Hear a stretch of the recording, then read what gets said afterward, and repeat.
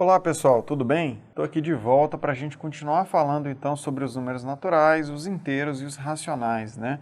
A gente terminou o último bloco falando já da operação de adição e agora a gente vai entrar então na operação de subtração, beleza? A operação de subtração consiste em você retirar um valor de outro, né? Você tem um valor, digamos que você tem R$10 e você precisa subtrair R$3, você vai chegar num resultado de R$7. Veja essa subtração, 365 menos 97. Aqui, como que a gente faz uma subtração? Nós primeiro colocamos os números um embaixo do outro. 365 menos 97, tá? Colocamos um embaixo do outro e agora a gente vai começar a subtrair novamente, começando pela casa das unidades, tá? É aqui que a gente começa. E aí eu vou começar fazendo então o quê? 5 menos 7. Tem como eu fazer 5 menos 7? Veja que não tem, né? O 5 ele é menor do que o 7. Quando isso acontece, eu preciso fazer o seguinte, eu preciso vir aqui ó, e pegar emprestado uma unidade. Eu vou tirar uma unidade que estava aqui no meu 6, que estava na casa das dezenas, e vou trazer para a casa das unidades, vou trazer para a casa do 5. Só que um que está lá na casa das dezenas, ele representa 10 aqui na casa das unidades. Então, esse 1, na verdade, vai vir 10. E aí eu vou ficar com 10 mais 5, que é 15, tá? Fico com 15 menos 7. Agora eu posso subtrair 15 menos 7, o resultado disso é 8, tá? 15 menos 7 dá 8. Agora, repare o seguinte, onde está escrito 6 aqui, ó, na verdade o que você tem agora é um 5, porque você já pegou uma unidadezinha aqui, ó, e levou para o outro lado. Então, você tem um 5 e não um 6. 5 menos 9 não tem como você fazer. Então, você vai ter que fazer o mesmo procedimento. Vai ter que pegar uma unidade aqui do 3 ó, e levar para lá. Quando eu pego uma unidade do 3, ele vem não como 1, vem como 10. 10 mais os 5 que estavam aqui fica 15. 15 menos 9 eu tenho o resultado 6. Tá? Tenho o resultado 6. E agora repare que esse 3 não é mais um 3, agora ele é um 2, porque teve uma unidadezinha aqui que saiu dele. Ele é um 2, 2 menos, aqui não tem nada, né? Seria 0,97 aqui, 2 menos nada fica 2 mesmo. 268, que é o resultado da nossa divisão. Beleza? Lembrou então como funciona a divisão? Então é bem fácil, né? É só você posicionar os números um embaixo do outro. Já fiz questão de colocar uma subtração, desculpa, um pouco mais difícil aqui para você, porque essa subtração você precisou pegar casas emprestado para conseguir fazer a subtração, mas lembre-se disso, é um procedimento relativamente simples. Se você estiver subtraindo, tiver um número menor, tiver que tirar um número maior, você vai precisar pegar uma casa emprestado do outro número, beleza? Agora observe o seguinte, se a gente quisesse fazer 97 menos 365, nesse caso aqui, ó, eu quero que você observe o seguinte, o 97, ele é menor do que o 365. Quando você precisa pegar um número menor e subtrair dele um número maior, o que é o procedimento que você precisa adotar? Olha, nesse caso, não tem como você fazer 97 menos 365. Você não pode vir aqui e escrever isso aqui, ó, 97 menos 365. Jamais, tá? Você não vai fazer isso. O que você vai fazer nesse caso? Nesse caso, você vai pegar o maior e subtrair dele o menor. Você vai fazer aquela mesma operação daqui de cima, ó. Vai fazer exatamente essa operação, que vai dar o resultado 268, como a gente já viu, só que na hora de colocar o resultado dessa operação, você não vai escrever 268, você vai escrever menos 268. Você só vai trocar o sinal aqui, tá bom? Então guarda isso. Quando você tem um número menor e quer subtrair dele um número maior, qual é o seu procedimento? Você vai pegar e fazer a subtração do maior menos o menor, fez essa subtração, e aí no final você vai colocar o sinal de negativo, porque esse resultado final tem que ser negativo, afinal a operação original que você quer fazer é tirar de um número menor um número maior, tá bom? Vamos seguir então.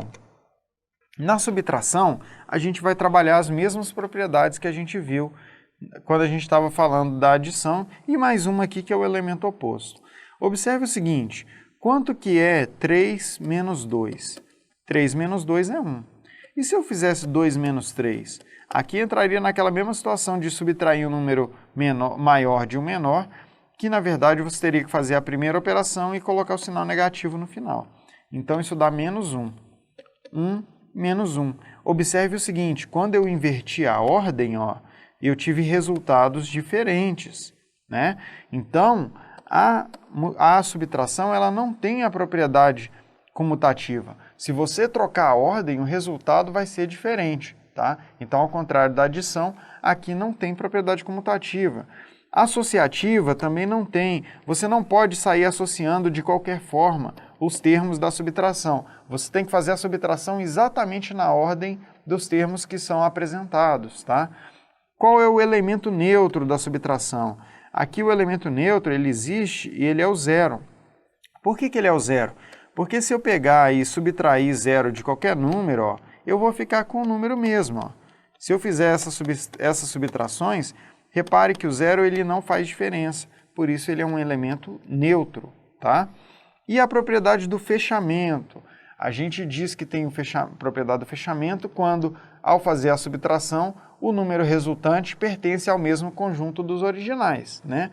No caso, observe o seguinte, se você faz 3 menos 2, você tem 1, né? Aqui você tinha um número natural, aqui você tem outro número natural e aqui você tem outro número natural. Então, até aqui você poderia chegar a concluir que você está diante então, de uma operação que tem a propriedade do fechamento. Mas repare que se você fizer 2 menos 3, você chega em menos 1. Se você estiver trabalhando no conjunto dos números naturais, você vai observar o seguinte, ó, esse número é natural, mas esse aqui não é natural. Esse resultado ele pertence aos números inteiros, mas não pertence aos naturais, porque ele é negativo. Então, a propriedade do fechamento, você não tem essa propriedade no conjunto dos números naturais, porque pode acontecer de você subtrair dois números naturais e ter um resultado que não faz parte dos naturais. Agora, você tem essa propriedade tanto no conjunto dos números inteiros, como no conjunto dos números racionais, tá? Por quê? Porque, repare o seguinte, essa mesma operação que nós colocamos aqui, ó, esse 2 menos 3, tá? Isso aqui no conjunto dos números inteiros, ó, isso é um número inteiro, isso é um número inteiro, e menos 1 também é inteiro, tá? Então, dentro dos números inteiros, você tem a propriedade do fechamento. Qualquer subtração de números inteiros tem como resultado um número inteiro. Qualquer subtração de números racionais tem como resultado um número racional também, tá? Falando agora de elemento oposto, pessoal. O que é o elemento oposto? Quando a gente está falando aqui de subtração, repare o seguinte, para cada número, ó, você tem um número que é oposto a ele, tá? Que é o mesmo número com sinal negativo. Do 2, o oposto dele é o menos 2, e assim por diante, tá? Então, você tem essa característica quando a gente fala de subtração. Você tem dois números, o 2 e o menos 2, o 1 e o menos 1, que têm efeitos opostos, tá bom? E isso é representado pela diferença de sinal deles. Então, você tem ainda esse elemento oposto quando a gente fala de subtração.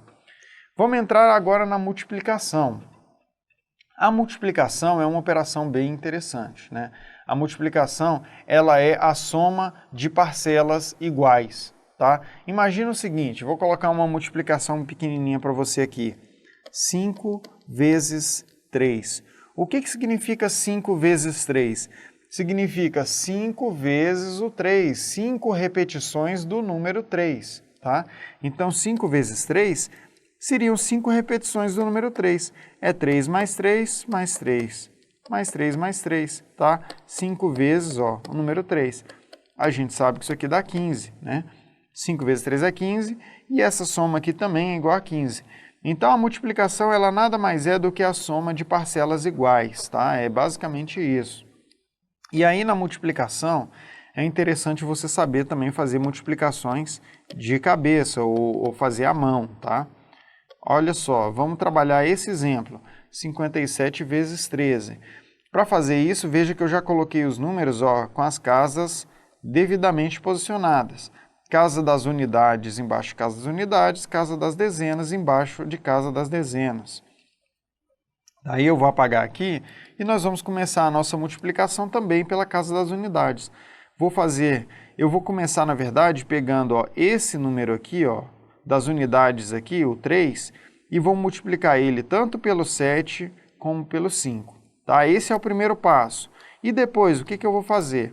Eu vou pegar o número 1, que está aqui embaixo, multiplicar ele tanto pelo 7 como pelo 5. Tá? Esse é o procedimento, então, da nossa multiplicação. Então, eu vou começar aqui. Ó.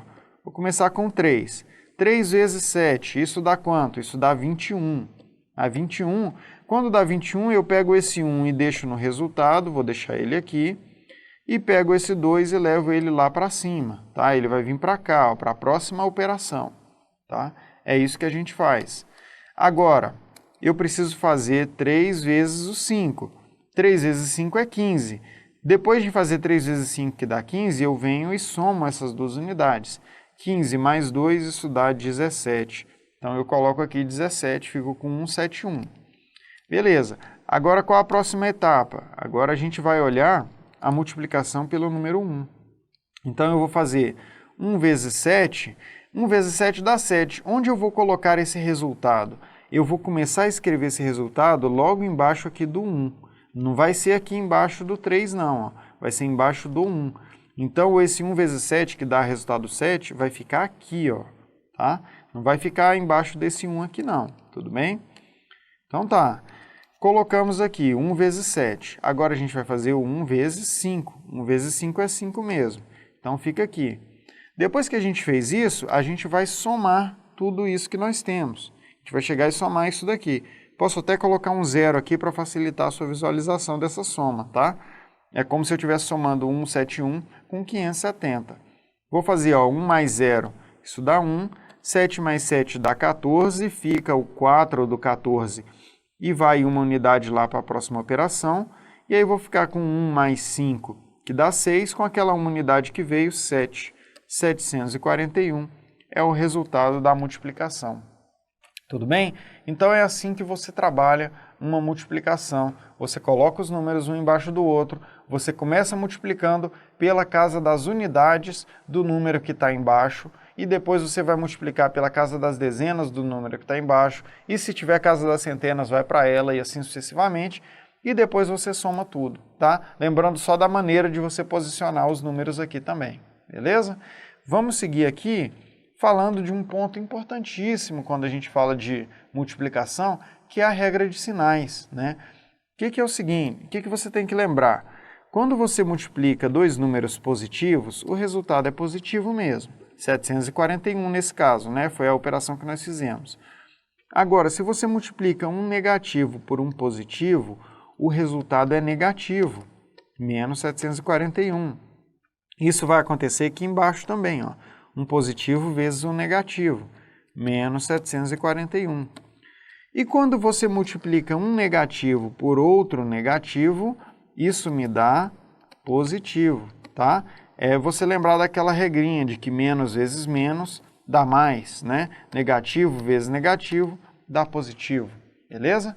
Então guarda essas regrinhas de sinais aí para você não errar as suas multiplicações. Vamos seguir agora falando das propriedades da multiplicação, do mesmo jeito que a gente falou para as outras operações. Quando você está na multiplicação, dá uma olhada no seguinte, 2 vezes 3 é quanto? Isso aqui é 6, né? E 3 vezes 2? É 6 também. Então, a ordem não faz diferença na multiplicação. A gente pode dizer que a multiplicação tem sim a propriedade comutativa. Você pode comutar os termos, você pode trocar de ordem os termos, que não vai fazer diferença. E com relação à associação de termos, veja o seguinte, digamos que você tenha 2 vezes 3 vezes 4. Você quer fazer isso daqui. Você pode começar fazendo 2 vezes 3, que dá 6, e multiplicar por 4, chegando em 24. Você poderia também fazer uma outra associação. Você poderia, por exemplo, juntar esses dois. Ó. Poderia fazer 3 vezes 4 primeiro, isso aqui dá 12, e aí multiplicar esse 12 por 2, chegando em 24 também. Então, você pode associar termos para fazer as suas multiplicações. Você tem a propriedade associativa, tá? Quanto ao elemento neutro, no caso da multiplicação ele também existe, só que agora ele vai ser o 1. Ele não vai ser o 0, vai ser o 1. Por que ele é o 1? Porque se você multiplicar qualquer número por 1, ó, qual o resultado? É aquele mesmo número, tá? Se você multiplicar qualquer número por 1, você chega no resultado que é o próprio número, tá? Ou seja, o 1 ele não faz diferença na multiplicação. Inclusive, se você tem uma multiplicação por 1, você pode suprimir, você não precisa nem representar aquele 1 na sua multiplicação, tá bom? Então é isso, pessoal. Você tem um elemento neutro, que é o elemento 1. Vamos agora olhar a questão da propriedade do fechamento. Se você multiplicar quaisquer dois números naturais, você vai chegar num número natural. 3 vezes 5 dá 15, 4 vezes 4 dá 16 e por aí vai. Você multiplicando dois números naturais, você chega num número natural. Se você multiplicar dois números inteiros, você também vai chegar sempre em números que são inteiros. E se você multiplicar dois números racionais, você certamente vai chegar também em um número que pertence ao conjunto dos racionais. Tá? Então, por isso, nós dizemos que você tem, sim, a propriedade do fechamento na multiplicação, tá bom? Propriedade distributiva. Essa aqui, pessoal, é importantíssima, tá? Essa você tem que pegar porque você vai usar ela demais nas outras etapas do nosso curso, quando você estiver trabalhando assuntos mais complexos, tá? O que é a propriedade distributiva? Se você tem aqui, ó, um número A multiplicando, por exemplo, uma soma B mais C, o que você pode fazer aqui? Você pode fazer uma regra que o pessoal na escola costuma chamar de chuveirinho, né? Que é você pegar e multiplicar o A pelo B, multiplicar o A pelo C e somar essas duas coisas. Então, você poderia fazer assim, ó, isso aqui é igual a A vezes B mais A vezes C, tá? Colocando números aqui para facilitar o entendimento. Digamos que você quisesse fazer 3 vezes 5 mais 7. Você quer fazer 3 vezes 5 mais 7. Você pode fazer direto isso? Pode pegar e fazer 5 mais 7 é igual a 12, 12 vezes 3 é 36? Você pode fazer isso. Mas outra forma de você fazer é você usar a regra da propriedade distributiva.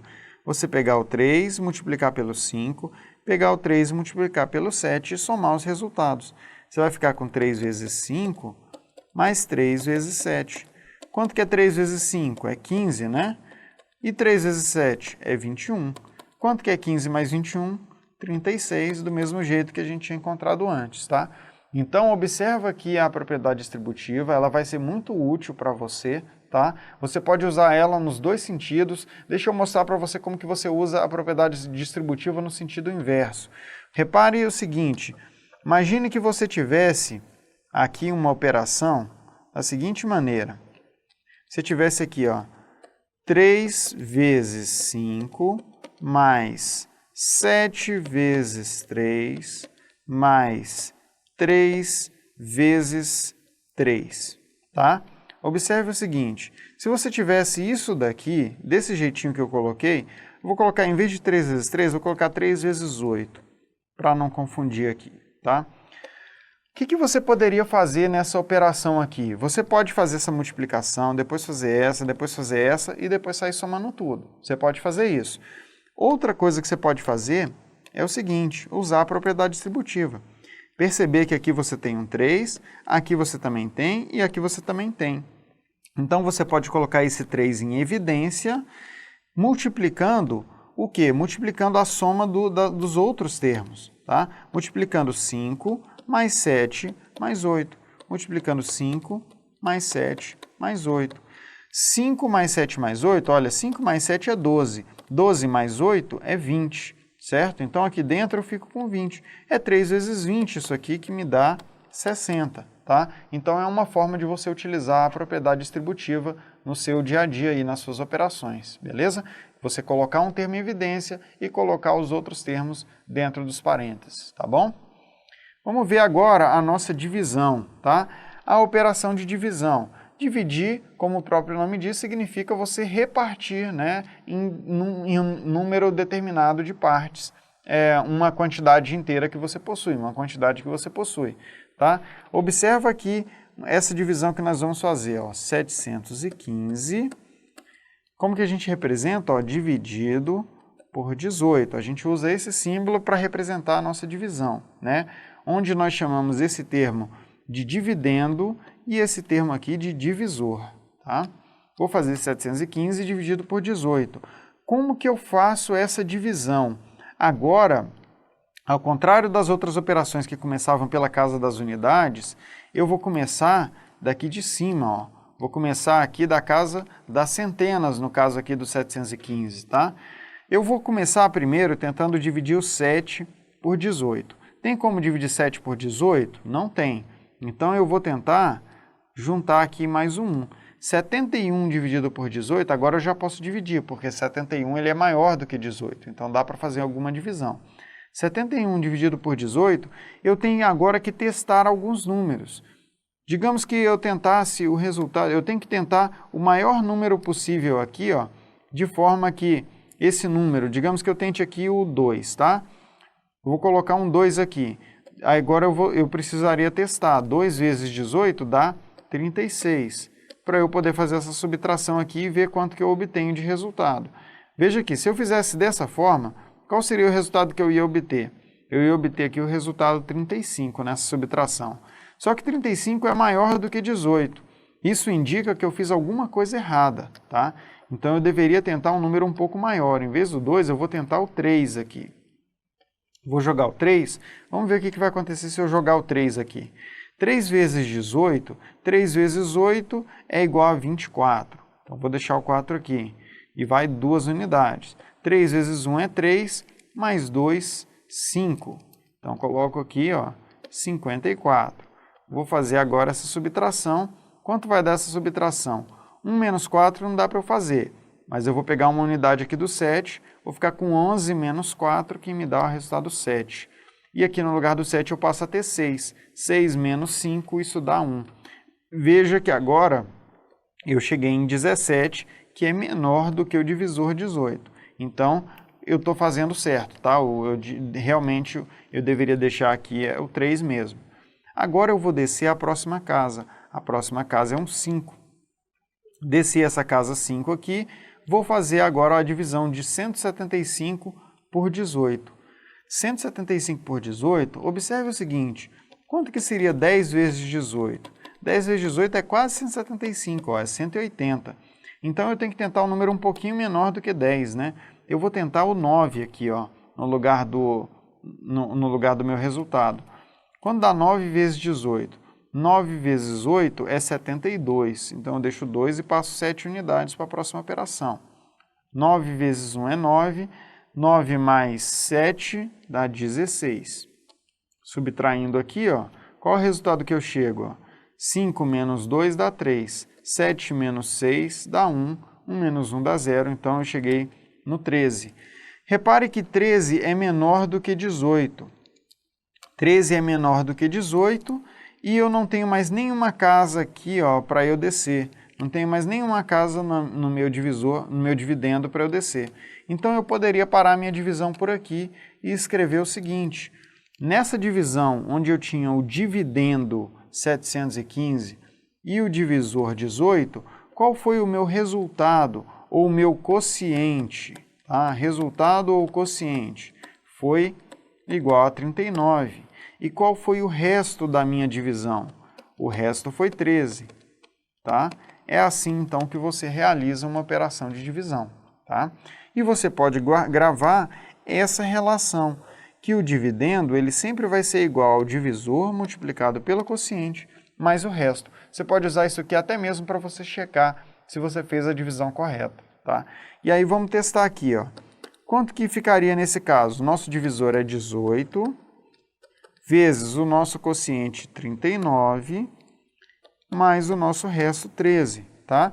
Eu vou deixar então para você fazer o seguinte, multiplica esses dois aqui, ó, 18 vezes 39, você vai chegar num resultado. Soma esse resultado com 13, onde que você tem que chegar? Você tem que chegar em 715, tá? Se você chegar em 715 é porque você fez a divisão correta, beleza? Testa aí, pausa o vídeo se for o caso, testa aí um pouquinho para você verificar então que essa propriedade sempre vai ser vai existir, sempre vai poder ser utilizada, tá? Então, o dividendo é igual a multiplicação entre o divisor e o quociente, mais o resto da sua divisão, tá bom? Bom, seguindo então, o que a gente tem aqui? As regras de sinais da divisão. Assim como a gente trabalhou na multiplicação, na divisão você também tem regras de sinal. Então, ó, se você faz a divisão de 10 por 2, por exemplo, o resultado é 5. E se você fizer menos 10 dividido por 2? Se você dividir um número negativo por um número positivo, aqui o resultado é negativo. Da mesma forma, se você fizer um positivo dividido por um negativo, o resultado é negativo também, tá? E negativo dividido por negativo, o resultado é positivo. Então, repare que a lógica aqui da regra de sinais é basicamente a mesma lógica que nós vimos quando trabalhamos a multiplicação, tá bom? Para a gente seguir aqui, vamos entrar nas propriedades da divisão. Na divisão, nós vamos trabalhar aquelas mesmas propriedades que a gente viu para os outros números, para as outras operações. Na divisão, nós vamos trabalhar aquelas mesmas propriedades que nós vimos para as outras operações, tá? Que propriedades, então, nós vamos ver? Primeiro, vamos avaliar a propriedade comutativa. Repare o seguinte, 8 dividido por 4, isso aqui é igual a 2. E se eu fizer 4 dividido por 8, isso aqui dá 2 também? Não dá, né? Então, a ordem da divisão, ela altera o resultado. Você não tem propriedade comutativa na divisão.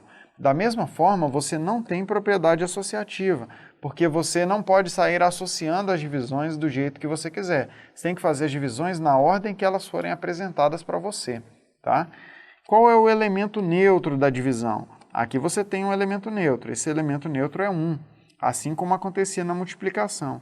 Porque se você dividir qualquer número por 1, ó, você chega naquele mesmo número, tá? Se você pegar qualquer número e dividir por 1, você tem aquele mesmo número. Portanto, 1 é o elemento neutro da divisão. E a gente pode avaliar ainda a propriedade do fechamento, tá? Aqui é bem interessante como é que fica, porque é o seguinte, se você pegar dois números naturais e dividir, por exemplo, vamos pegar o número 4 e vamos dividir por 7. Veja que essa divisão aqui, ela dá um resultado natural? Não dá, né? Essa divisão não tem resultado natural.